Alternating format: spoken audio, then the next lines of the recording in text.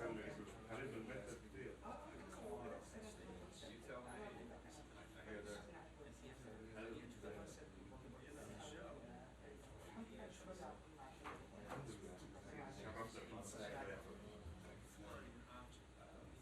You guys have contact with the council, general, do indeed. how you doing?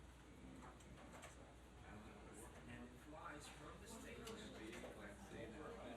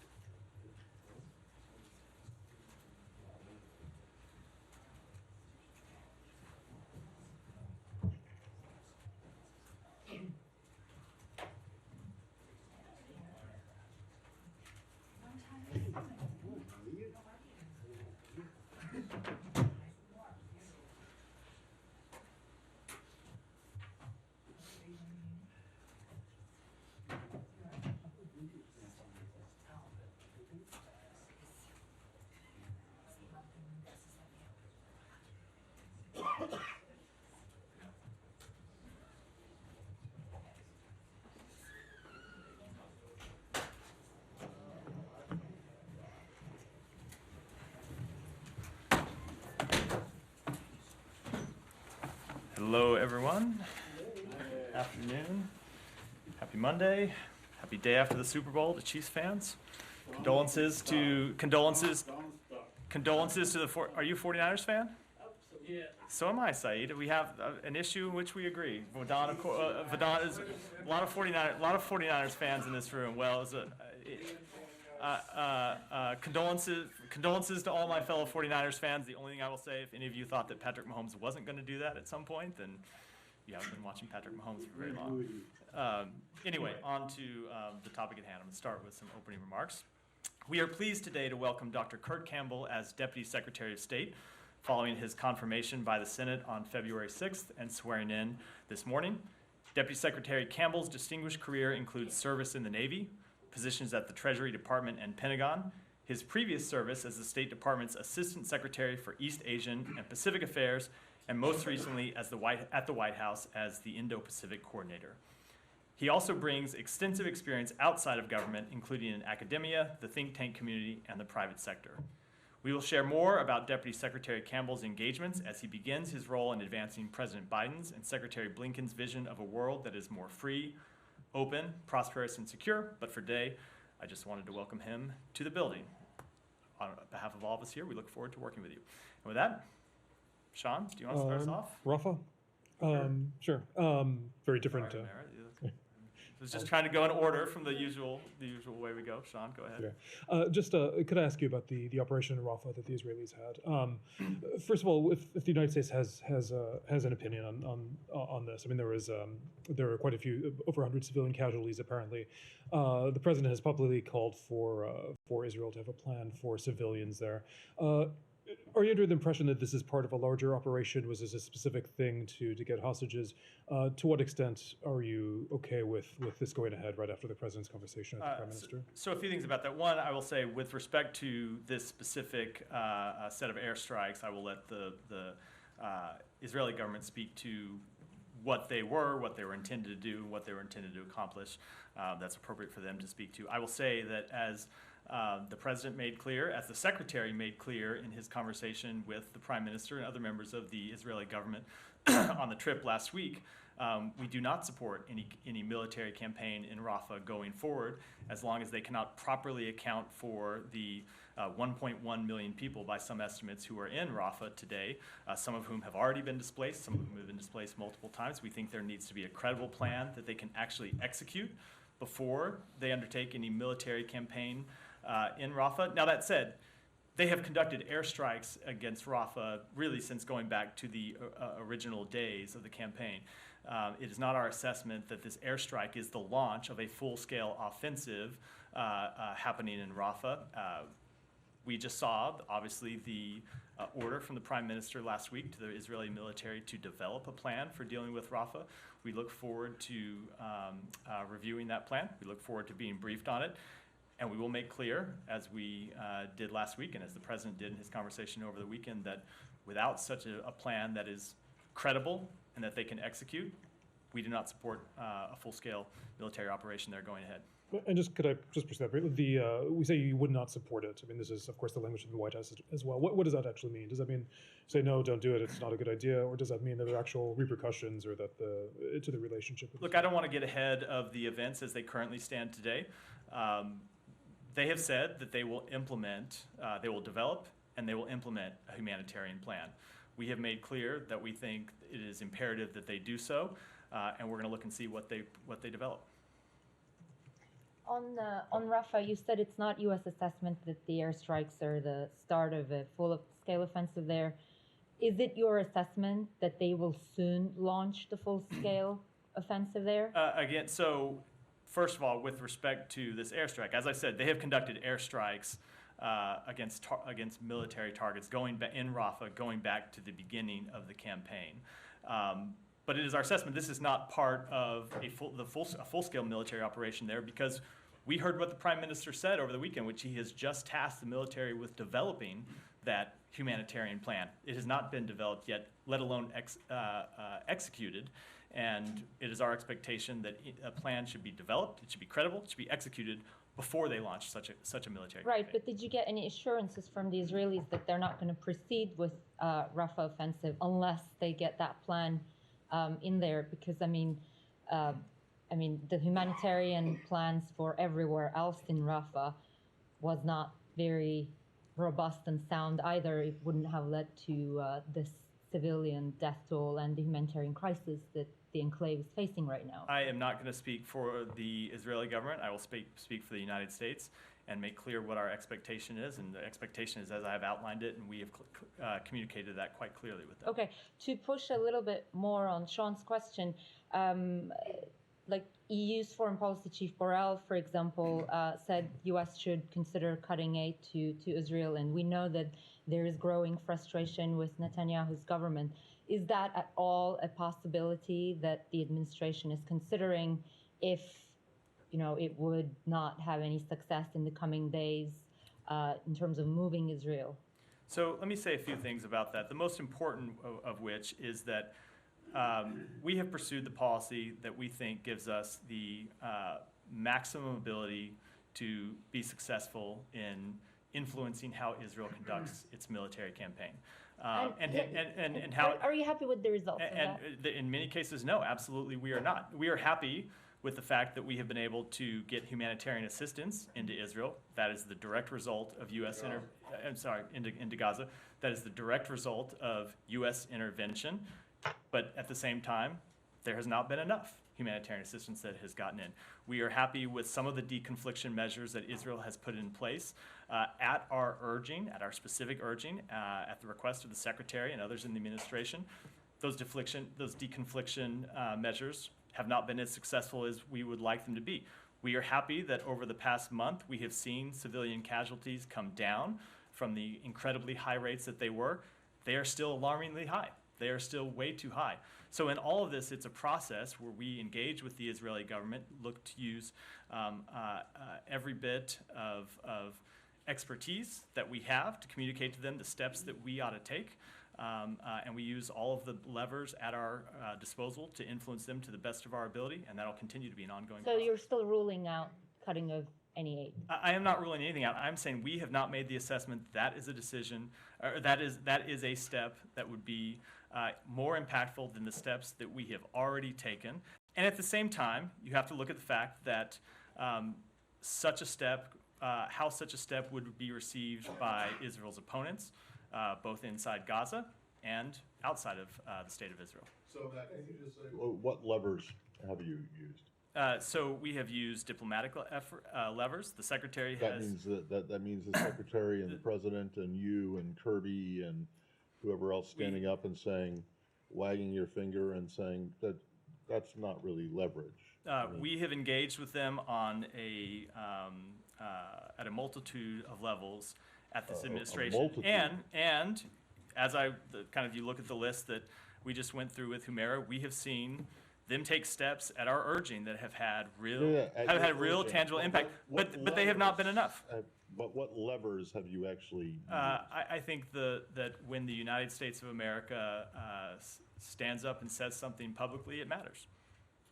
But you haven't. That's a lever, but you haven't said but that to there my would be point, any consequences to my point, we in have terms seen of money or military assistance, right? But we have seen, because of the policies we have pursued, we have seen improvements along these specific areas.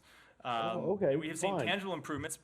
Again, Okay, but not I'm the just level asking that, you what but leverage have but you also, used? What leverage have you brought to bear? I just went through. What have you gone? I think the What, words of the to- President of the United States, the words of the Secretary of State matter, and To we have say seen. Hold on, we have Over seen, the top, and we have that's seen leverage? and we have seen the government of Israel respond to it. Not always in the way that we want, not always to the degree that we want or to the level that we want, but our interventions, we believe, have had an impact, and we will continue to pursue them because we Okay. believe they do. I'm not trying to take a position on, what you have done so far is adequate or inadequate, but you seem to be taking the position that what you have done so far is inadequate. Because while you say you have seen some results from the quote-unquote pressure that you have applied, they're not enough, and that the situation is still not good and not and not acceptable to you. Is that a fair assessment of what you said? I will say I think that sometimes people pretend that the United States of America has a magic wand that it can wave to make any situation in the world roll out in exactly the way that we would want it to, and that is never the case. Okay, well, I would just. We use I the would just tools say that are that there available. are other people. We there use the were tools that other- are available to try to influence policy. They are imperfect, and there are ways in which we have been able to show tangible results and more that we want to do, and that is why we continue to stay Okay, engaged. but there are others who would say that you have a multitude of billions of things that you could use to, I'm aware. yeah, exactly. So, and you haven't used those. That As correct? always, when we look at all of the tools in our at our disposal, we have to look at the upsides of using them, and we have to look at the downsides in making those determinations. So, Yeah, but correct. the answer is no. It is You not a haven't. determination we have made at this point. We No, could- no, we- no, we no, no, did. but have you gone to the Israelis and said, look, if you don't, do what we think you should do, or, at least take our position into account, there will be some kind of tangible consequence other than the finger wagging and the president saying this is over the top. Is there any real oomph? I am not going to get into the private conversations that we have with the government of Israel, but they are quite clear about our positions on these matters. Can I really follow up Yep. on this point? Can I follow up? on this Mayor, were you done? Yeah, go ahead, point? Stay. Okay, if with the indulgence of my colleagues. Now, to Matt's point, the President of the United States of America went out and told the entire world, Israel's conduct is over the top. Israel's conduct is over the top. So if it's over the top, what are you willing to do to make it go under the top? We are going to engage with them on specific areas where we expect to see improvement. What kind of improvement? I mean, we saw yesterday that they killed 120 people, maybe a lot more. We don't know how many injured and so on, or how many among the injured will end up dying and all these things. And you're saying that this is, just what you said. You said that we've seen them bomb Rafah, all throughout. Does that make it okay? Does that make it okay when everybody, including the Secretary of State, including the President of the United States of America, including many leaders in this country, have said, you should not attack Rafah, period. Or you can attack it by air? Is that it? We have always said that they can attack legitimate military targets, and we want to see them take every step that they can to minimize civilian casualties. As I just said, we have seen civilian casualties come down, but as you and I have discussed many times in this room, Saeed, they face a very difficult situation in that Hamas continues to hide itself among the civilian population. If this was a war being fought on a battlefield where Hamas would come out and fight, it would be a much different scenario. Right. Unfortunately, it is not. So Israel faces a very difficult situation. Doesn't lessen their need to do more, and that's why we continue to engage with them on this question. But the fact is that you do have a magic wand. You have a huge, big magic wand. I'm glad you think it's a magic wand, It is a Saeed. magic I don't. wand. I It is don't a think magic people share wand, that assessment. but it's real. It's substantive. But it is a wand. It's a wand. I mean, we're talking about billions of dollars that are approved to make this war keep on going. While in fact, we have seen reports from the United Nations that telling you are a shake away, Matt, from starvation in Gaza. Nothing is going into Rafah. No aid. None of this is going on. I mean, there are so many things that are going on at the same time that the United States can, in fact, use its magic wand. So, Saeed, we have used a number of levers at our disposal, and that is why humanitarian assistance is going into Rafah. In fact, your contention is not true. There were nearly 200 trucks that are going into Gaza. There are nearly 200 trucks of humanitarian assistance that went into Gaza yesterday. If we want to go back to the beginning, it is because of the intervention of the United States that humanitarian assistance is going in. We continue to call for more. When the Secretary was there last week, he raised directly with the Prime Minister that we want to see Erez Crossing open so that we can continue to do more. And it is that repeated, sustained engagement that we have shown over time has delivered results, and it's why we'll continue to stay engaged. Do you expect that Director Burns is meeting tomorrow or scheduled meeting tomorrow in Cairo will produce anything? What is the feeling in this building on the ongoing discussions? So first of all, I'm going to look around and remind everyone that I'm the spokesperson for the State Yes, Department, absolutely. not I any other understand, agency. you know, So I'm but not going to speak to the travel of Well, you're the highest members government spokesman. in members this of room. members of other agencies in the government. I will say generally as it relates to engagement over the release of hostages. You heard the Secretary speak to this and say that we think progress can be made. There were a number of really untenable items in the proposal that came back from Hamas, but we do believe that a deal is possible, and we're going to continue to pursue it from this building as well as from others, because we think the benefits of a pause and a deal for hostages are tremendous. Not just obviously for the hostages who would be released, but also for the humanitarian effort in Gaza and for our ability to begin to pursue a real and lasting, sustainable resolution of this conflict. Yeah. I mean, is there any contradiction in that? I mean, the Israelis taking military action to free hostages. Do you think that affects at all the deal that's on the table or the deal that's being negotiated for? I don't think it shouldn't. I think the Israelis are well within their rights to do everything in their power to try to get back the hostages that were taken from Israel and continue to be held, have been held for far too long now, and it should in no way impact the negotiations. Olivia, go ahead. Oh, sorry, Jen. Olivia, go ahead. Come to Jen. Just one point of clarification, because our understanding is that there's not yet a clear commitment from the Israeli government to have representation at these talks in Cairo. Understanding you're not their spokesperson, are you relaying to the Israelis the importance of participating in these talks in order to achieve any outcome? I'm not going to obviously not speak for them, but I'm also not going to speak to our private negotiations. But obviously, we do believe that these discussions are important. We believe that it's important that we continue to engage around the need to secure these hostages and obtain a humanitarian pause, and we will continue to pursue that with the government of Israel as well as with the governments of Egypt and Qatar.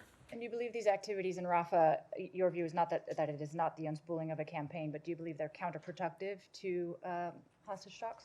I just can't speak to what the intent of these particular strikes last night were.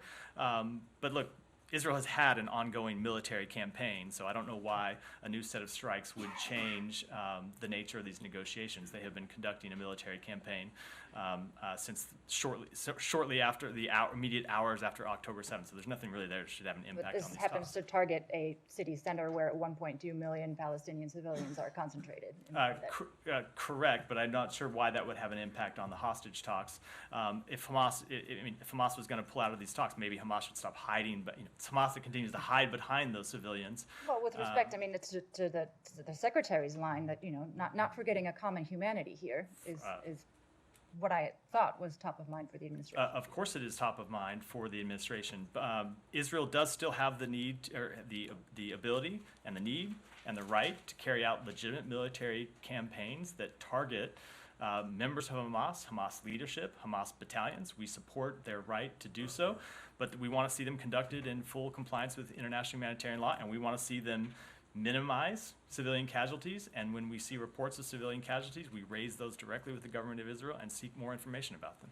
And the U.S. does concur that there's a legitimate military reason in order to conduct these strikes in Rafah. I understand you can't. There are Hamas battalions in Rafah. That is an undisputed fact. Well, I just have two other separate questions. One is on whether you can tell us anything about the Americans who have been detained by the IDF in both the West Bank and Gaza. Do you have clarity on the circumstances of their detention? Have you been requesting and gotten offered consular access? We don't have clarity on the situation. I can say that with respect to both of these situations, I think, as you know, because of privacy considerations, lots of times in these cases we're not able to speak to the details. But in both cases, we are aware of the matter and are engaged with the families and seeking more information from the government of Israel. Is there a preliminary level of concern involved in any of these? Until we have been able to acquire more information, I don't think I should offer. Okay, last one. Sorry, I'm sure you've seen the reports of Hamas having a command center underneath UNRWA's headquarters.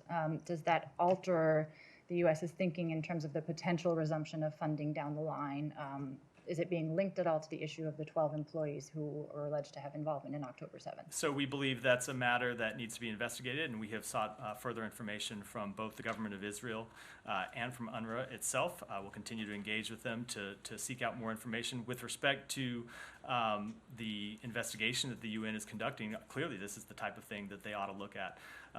Their investigation ought to look at both the circumstances of the 12 individuals who were reported to have participated in the October 7th attacks, as well as any other Hamas infiltration or involvement with UNRWA.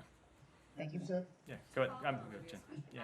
Have you gotten any information from the IDF on these 3 American citizens? Have they acknowledged that they are detaining them? Again, as I said, I have to speak with some generality here because of the privacy considerations. As you know, we're just restricted by law from what we can say. Due to privacy law, I'm just not able to say any more other than that we're seeking more information from the government of Israel. Sorry, I'll on the UNRWA headquarters.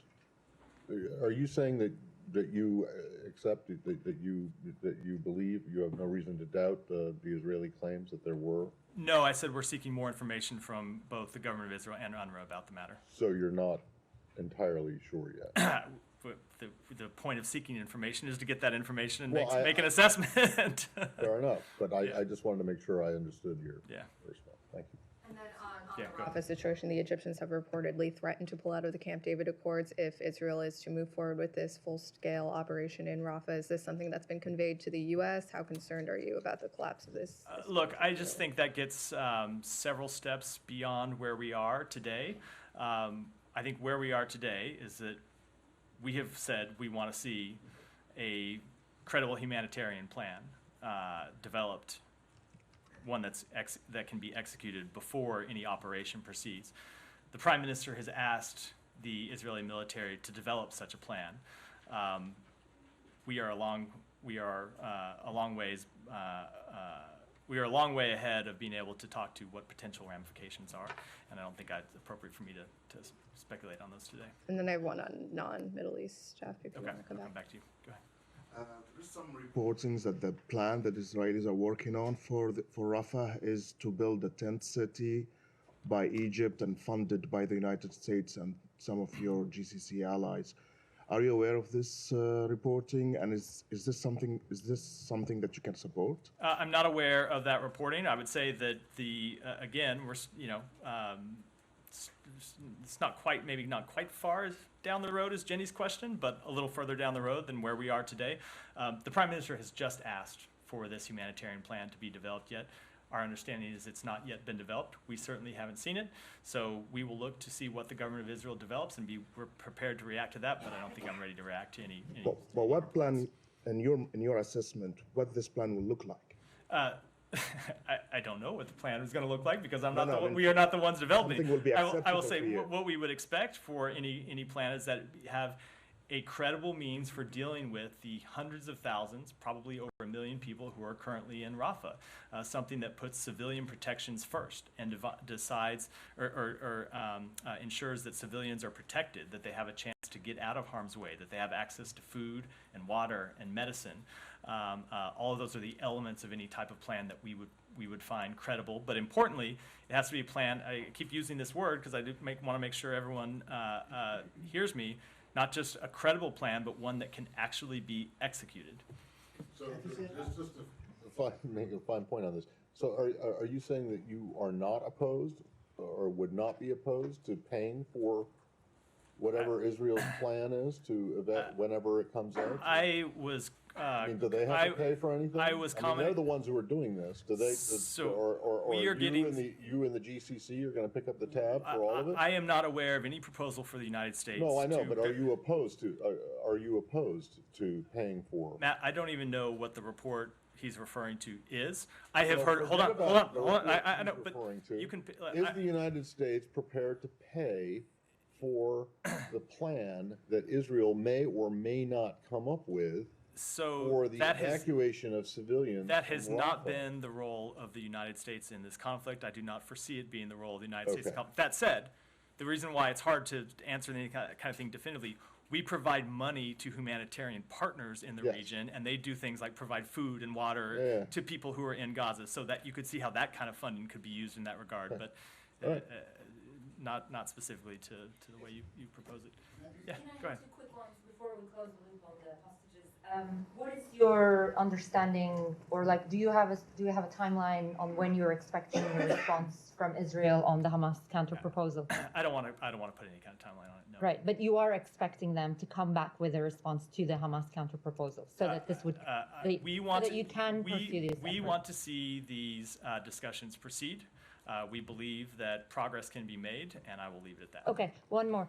If the Israeli side somehow doesn't show up tomorrow, will that meeting go ahead? Will those conversations still go ahead? You know I don't answer if questions, Humaira.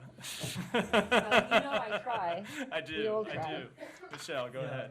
Do you have any updates on U.S. efforts to push forward the two-state solution and the normalization between Saudi Arabia and Israel?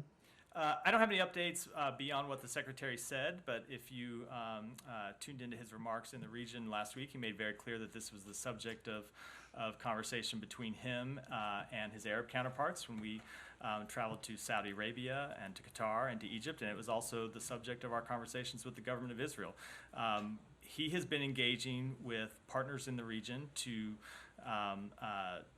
talk about plans for Gaza, for the reconstruction and the rebuilding and governance of Gaza after this conflict. And one of the things that we have heard from partners in the region, including most notably from Saudi Arabia, is that a path to two states has to be a part of that. And I say most notably because the Crown Prince of Saudi Arabia has made clear that in order to pursue normalization, they expect to see a time-bound, irrevocable path to two states. And so we had those conversations last week, and we had them with the government of Israel, and we will continue to have them in the weeks ahead. Thank you. Sir, one quick one. Yeah, go ahead.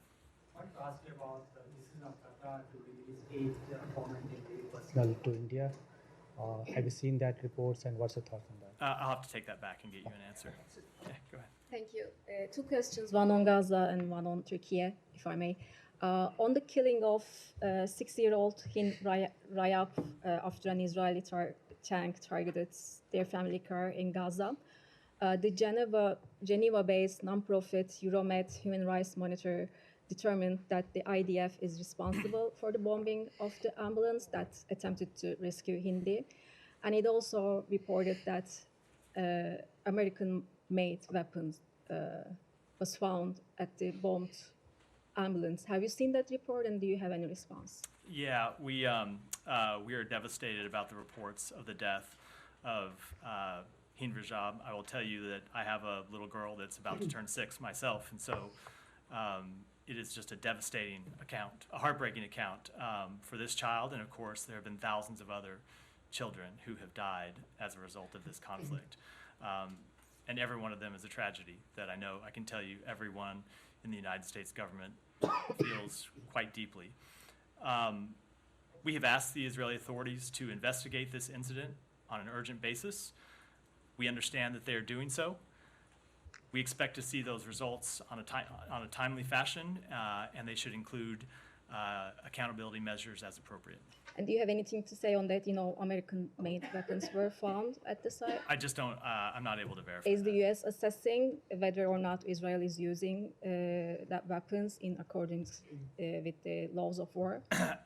We always expect that they use all weapons, whether they be provided by the United States. But are you making an assessment on that? Let me just say, I think this is an important distinction because we get asked this question. Whether weapons are provided by the United States or that they have acquired through some other method or whether they manufacture them themselves, it is our expectation that they use them in full compliance with the laws of war, and we engage with them on that matter. But I don't think I can offer you an assessment on this particular one because, as I've said, we've asked them to investigate, and they have said that they would do so. We want to see them do it as quickly as possible, and I don't think I should speak to it before that investigation is Just completed. a quick one on Turkey. The F-16 sale has been approved over the weekend as there was no objections from Congress. Do you have any comments on that? I don't. I'll have to check that and get back with you. Obviously, we have made quite clear our position that this sale should move forward. These negotiations, have you heard back from the Israelis yet about the demolition of the university in Gaza? Let me check and get back and get you an answer. Or any of the other investigations? We have heard back from them on a number of different things that we raised with them. Or have you gotten anything definitive? Or with respect to the specific one, let me find out and get you an answer. Go ahead. Thank you, sir. So what is your overall analysis on Pakistani elections? Despite all efforts of rigging, Imran Khan came out as the winner. What is your overall analysis on the elections? I guess you didn't read my statement that we put out on Friday, Yeah, where I spoke to our analysis, yeah, analysis of this. But now the results are... Sure. Yeah. Let me say that we congratulate the Pakistani people, first of all, for participating on the election on Thursday. That includes poll workers, civil society members, journalists, and election observers who have protected Pakistan's democratic and electoral institutions. We did express concerns publicly. We also expressed those concerns privately and joined the EU, the UK, and other countries in doing so with some irregularities that we saw in the process. We've conveyed the need for the Pakistani government to respect the will of the election. You know, we emphasize, you heard us you heard me from this podium certainly repeatedly, but also across the government, emphasize that we wanted to see the rule of law, respect for Constitution, free press, vibrant civil society, respected in the run-up to the election. We continue to believe that's the case. We condemn political and election-related violence and restrictions on internet and cell phone service. Those negatively impacted the electoral service. The claims of interference and fraud that we have seen raised, we want to ensure are fully investigated by Pakistan's legal system, and we will be continuing to monitor that in the days ahead. So you said that you are ready to work with the new Pakistani government. But if this new Pakistani government came in with the allegations of fraud and irregularities, what is your opinion? Well, I don't think there is a new Pakistani government yet. I believe there's still discussions going on about the formation of a government. But one of the things that we have said leading up to the election, and we'll continue to make clear, is that whoever the Pakistani people choose to represent them, we will work with that government. And as to the claims of fraud, we want to see those fully investigated. Yeah, go ahead. I know you said there isn't a Pakistani government yet, but certainly former Prime Minister Khan's faction, some of them as independents came in ahead. Is there any concern about the legitimacy of whoever actually becomes the leader of Pakistan? I will say that let me just reiterate that we do think that the claims of fraud need to be fully investigated. That said, it was clearly a competitive election in which people were able to exercise their choice. Now, that said, there were irregularities. We want to see them investigated. But ultimately, we respect the democratic process, and we're ready to work with the government once it's formed. And just one more on Pakistan. The authorities have had a ban on assembly. Some of Imran Khan's supporters have called for protests on this. Is there any concern about freedom of assembly right now in Pakistan? Certainly, we want to see the freedom of assembly is respected anywhere in the world. Alex, go ahead. A couple of questions. Europe. EU Council today approved a regulation allowing profits from frozen Russian assets to be used in Ukraine. Do you endorse that decision or support it, don't like it? What is your opinion about that? So we are encouraged by any action the EU may take to use Russian assets for the benefit of Ukrainians. We continue to be in active conversations with our allies and partners, including the G7, on what additional steps may be possible within respective legal systems and under international law to make Russia cease its aggression against Ukraine and to ensure Russia pays for the damage it has caused. Is the United States considering to follow suit? So we are supportive of having domestic legislative authorities. We've made that clear in the past that it will give us flexibility as we continue these discussions with our allies and our partners. Ultimately, we want to see Russia pay for the damage it's caused, and we continue to pursue all appropriate vehicles to do so. Speaking of allies and partners in Europe, in reaction to shockwaves we have seen over the weekend among allies in reaction to suggestions coming out of this town, and so there's a presidential election going on, but in general, pushback against suggestions that the United States might not support its allies in case of Russian attack. So you heard the president speak to this over the weekend and made clear that any suggestion that encouraging Russia to invade our allies and partners are dangerous, and I would obviously echo that from here. And I would just say, as we often say, that the NATO alliance provides actual security to the American people. This isn't just a benefit. This isn't just an alliance that the United States puts into. We also get a lot out of this alliance. And the only time that NATO has ever come to the defense of one of its member countries, it was coming to the defense of the United States after 9/11. And so we have been heartened by the broad support for NATO from the American people. We have been heartened by the broad support for NATO from Congress, and I think I'll leave it at that. How much has the former president's statement damaged your relationship? I don't think I should comment on remarks made in the... Move to Central Asia if possible. Kyrgyzstan today responded harshly to the secretary's criticism over Russia-backed NGO law they're trying to pass through the parliament, and they are referring to the U.S. FARA law. Any reaction, any response? Let me take that back and get you a comment. And finally, if I may, on South Caucasus, Azerbaijan and Armenia, looks like they are trying to move along through negotiation process without any mediator. Where do you stand on this? I don't want to comment on that specifically, but I'll say that we do obviously support continued dialogue around that issue. We believe it's the best way to reach a sustainable end to the conflict, and we will continue to pursue it. And Azerbaijan has. You said several times that you want Russia to pay for the damage that it's caused. Is that because you see them as the aggressor here, or they are the aggressor? They very much are the aggressor. Yeah. Okay. Well, so what about in other cases, like after World War II? The Japanese attacked us, but then the Germans declared war on us. So we went in, and the Marshall Plan paid for huge amounts of reconstruction in Europe, and the United States also paid for the reconstruction of Japan after the war. So does that same, and recognizing that the situations are not exactly similar, but does Israel bear any responsibility for paying for the reconstruction of Gaza? Or do they get to foist it off on others? So the situations are not at all.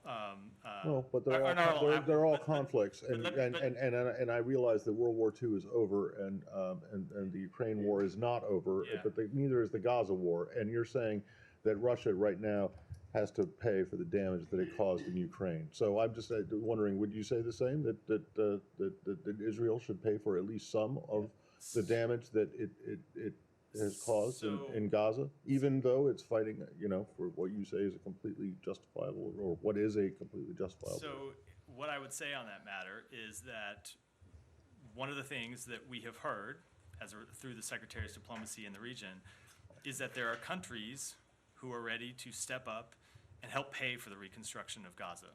I don't mean Israel, other countries who are willing to step up and help with the reconstruction of Gaza and put real money into the game, as well as real political credibility, but that's another matter on another track. But just with respect to reconstruction, there are other countries who are willing to recontribute or contribute to the... No, recontribute is right, because they've already rebuilt Gaza like 3 times, right? Fair point. And so, let me just finish. But Israel is not one of those countries. Let me just finish. Okay. Our discussions have been about other countries who are willing to contribute to the rebuilding of Gaza, but they expect something from Israel in return, and that's that we've talked about this path to 2 states.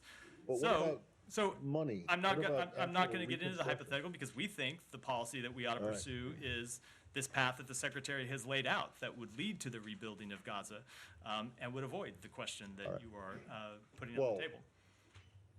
No, I'm saying it wouldn't avoid the question.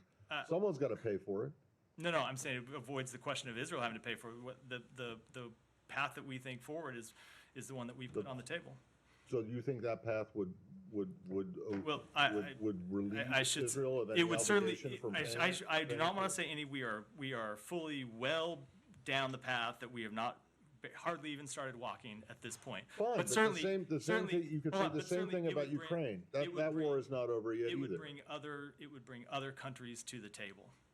Yeah, but okay. But how about Israel? Do they? Again, I say we are not at that point yet in these conversations. So.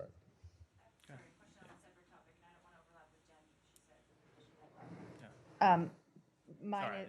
Mine is on this flurry of mixed reports that an American being held hostage by the Taliban, Ryan Corbett, may be released in the coming days. Have you looked into those reports? Is there any merit to them?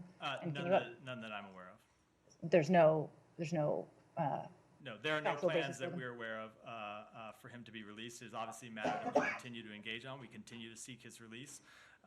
I've seen some reports incorrectly linking his release or potential release to the release of two former Guantanamo detainees in Oman. Those reports are completely meritless. There's no linkage at all between the two.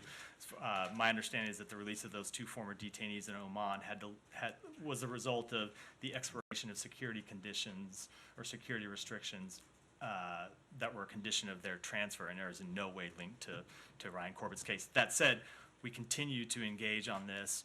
It continues to be a top priority for us to see the release of Ryan Corbett, and we'll continue to work on it. But the reports that I've seen are just not based on anything. Yeah. The leaving aside whether they're connected, I mean the release of the two former Guantanamo prisoners, or the transfer, from Oman to Afghanistan, is that the cause of any concern, or is that sort of not the U.S.'s problem anymore? Does the U.S. have any take on that? I will have to take it and get back with you. I'm not aware of the conditions under which they were transferred in the first place, which would impact on how it would bear on the answer to that question. Sure. So go ahead, Jamie. Another detained American, Putin seemed to indicate that he would be open to a prisoner swap for Evan Gershkovich. Does the U.S. see any significance in him publicly making these comments? And what's the latest on talks for him and Paul Whelan? So we have always made clear that not only do we want to see the release of Paul Whelan and Evan Gershkovich, but that we have put a significant offer on the table. In fact, more than once, we have put offers on the table to secure their release. And we will continue to engage to try to pursue or try to obtain their release. And I just don't want to comment on President Putin's Is the most recent significant proposal the one that you raised from the podium? I don't want to comment on any further developments in that case. From time to time, we make the decision to make things public, but ultimately we decide to do most of that. And did that proposal include Krasikov, who Putin seems to want? I think I'm never going to comment on what those private proposals might include. Go ahead, Willie. I just wanted to circle back to the two Americans taken by the IDF in Gaza. Family members say the only communication they've had with the U.S. government is a confirmation of receipt. Is that normal 4 or 5 days into this to not have had kind of more communication with State Department or anyone? I really wish there was more that I could say. There are privacy rules that can only be waived by the individuals themselves, not by family members. This is not true. I'm not speaking with respect to this case. I'm speaking with respect to cases in general that prohibit us from talking about the cases. So unfortunately, I can't say any more other than that we're aware of the matter and we are engaged with the government of Israel to try and learn more information. And Ryan, go ahead, and then we'll wrap for today. Yeah, wanted to pick up real quickly on your Pakistan comment. Correct me if I'm wrong, I think you said that the State Department hopes that the Pakistani courts will take a close look at this matter. You've also heard from a lot of members of Congress who have said there should be an independent investigation of the fraud before the U.S. recognizes any new government. I'm not sure if you saw this, the High Court in Pakistan just tossed out, most of the challenges, despite the fact that the media there has seen 100% of the returns, and the challenges are entirely legitimate. It's like not even a he said, she said. So the court process seems to already have played out. Does the State Department want to see an independent investigation, as members of Congress are calling for? So I don't know what venue's not the right word, but what body they're proposing to conduct an independent investigation would be. I'm happy to look at that if there's a specific proposal. Right now, we think as a matter of first course, it's that the legal system play itself out in Pakistan. That's the appropriate first step to take, and we think that's the step that should be taken. If there are additional steps that ought to be entertained, we're happy to look at them at that time. And same question on Hind Rajab, though, to follow up on, I think, what the point Matt was trying to make. You said you've urged Israel to investigate her killing, respond very quickly, and take accountability if they find something's wrong. I think Matt's point, though, is that you've urged a lot of accountability, a lot of investigations, and we don't have evidence of them coming back with accountability. Should there be a second level investigation into her killing, Again, it's hard If to. you're not satisfied with what they come Again, back it's with. hard to comment on a second level before we've concluded the first level. We want to see the government of Israel investigate this matter. If they find that somebody behaved inappropriately or violation of law, we want to see accountability. And I wouldn't want to speculate on what further measures might be appropriate before that first step has been completed. With that, wrap for today. Thanks, everyone.